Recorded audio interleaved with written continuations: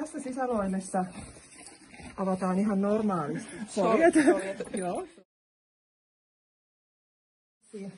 Eli tää on pikalukko. Sen voi sopivalle kireydelle laittaa krips kiinni. Näin.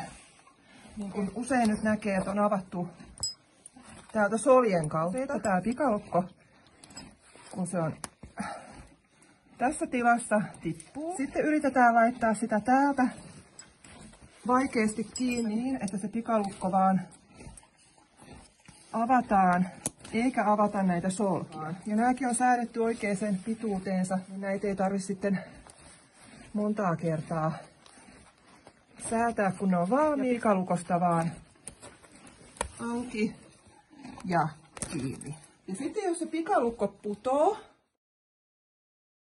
voi ottaa uuden sitten siihen tilalle. Kiitos!